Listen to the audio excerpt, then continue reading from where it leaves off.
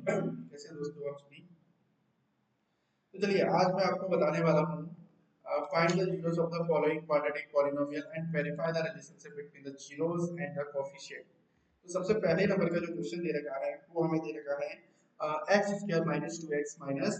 तो देखिए अगर ये क्वेश्चन हमें दे रखा है x square minus two x plus minus eight sorry, तो सबसे पहले इस क्वेश्चन का हम क्या करेंगे, फैक्टराइजेशन करेंगे। क्या करेंगे दोस्तों, फैक्टराइजेशन। फैक्टराइजेशन के लिए करते हैं कि जो एक्स स्क्वायर के मल्टीप्लाई में जो भी लिखा होगा यहाँ पर कुछ नहीं है, कुछ नहीं है तो क्या होता है, वन होता है।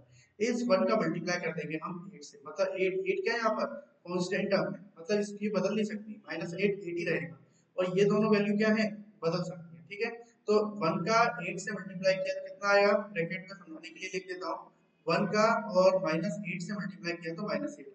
अब ये जो मिडिल टर्म है माइनस 2x, इसको इस तरीके से ब्रेक करना है कि अगर मैं इसको प्लस माइनस करूं तो माइनस 2 आए और इन्हीं दो नंबर्स का अगर मैं मल्टीप्लाई करता तो मेरे पास क्या है, minus 8।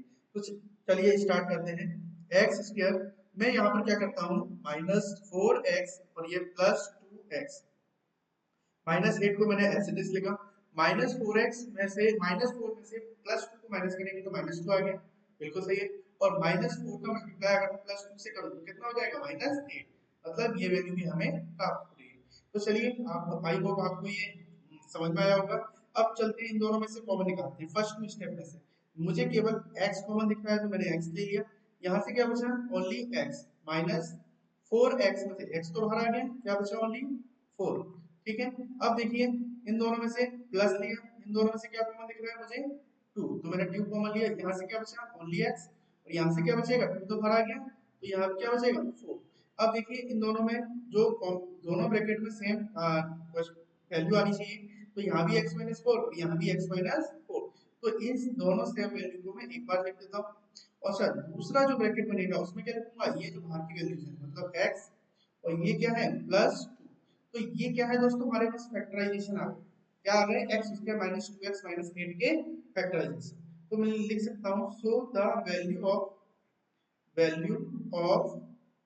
X square minus 2x minus 8 equal to 0 if क्या हो जाएगा, if x minus 4 equal to 0 and x plus 2 equal to 0।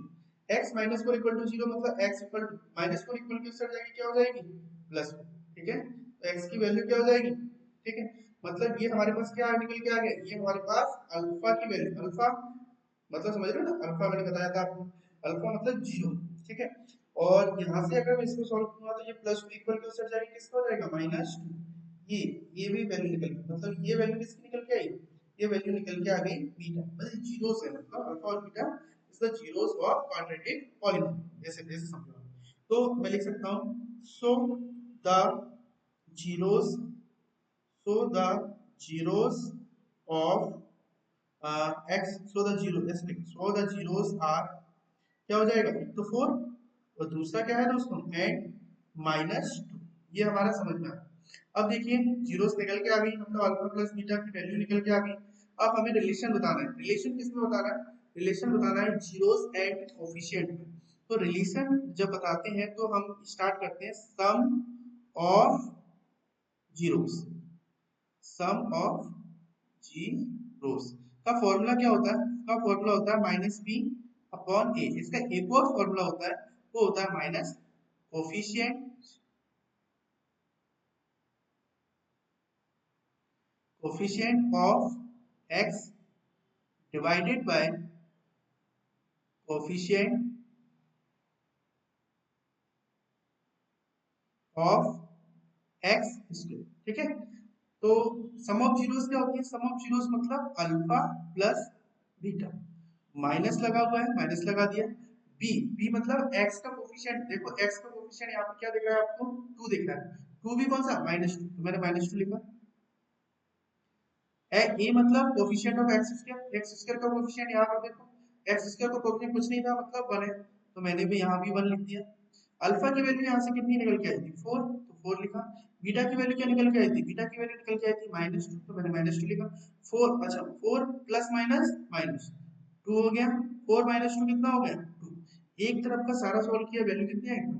ठीक है, अब देखो इसको सोल्व करते हैं, माइनस का माइनस टू से मल्टीप्लाई करेंगे क्या आएगा टू, वन का टू से डिवाइड करेंगे क्या, और नीचे वन, वन का टू से डिवाइड करेंगे तो क्या आएगा, LHS इक्वल टू RHS आ गया, सम ऑफ जीरोस सॉल्व हो गया। अब बात करते हैं प्रोडक्ट ऑफ जीरोस। अब किसकी बात करते हैं दोस्तों, product of zeros. Product of zeros का फॉर्मूला होता है C अपॉन A।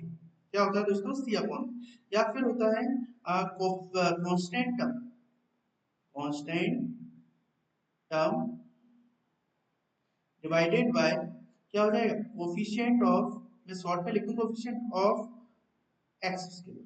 ठीक है, अब सम ऑफ जीरोस प्रोडक्ट निकालने, प्रोडक्ट मतलब अल्फा इनटू बीटा और C अपॉन A।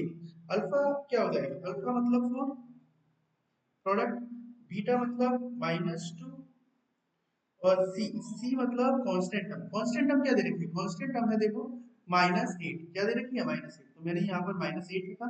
ए मैंने ऑलरेडी बता दिया था आपको, यहाँ से क्या वैल्यू रखी थी 1, पहले सम ऑफ जीरोस में ए की वैल्यू क्या रखी 1, ये रखी ना सम ऑफ जीरोस में 1, तो मैंने यहाँ भी क्या रखा 1। जब 4 का 2 से मल्टीप्लाई करेंगे तो 8 आएगा, और माइनस लगा हुआ है तो माइनस, यहाँ से -8 में 1 से डिवाइड करेंगे तो 1 ही आएगा, तो 1 है, यहाँ भी -8 और यहाँ भी -8, मतलब ये क्वेश्चन यहीं पर सॉल्व है। ठीक है, ये हमने इसमें क्या किया, रिलेशन बता दिया। आई होप गाइस आपको ये क्वेश्चन समझ में आया होगा। चलिए अब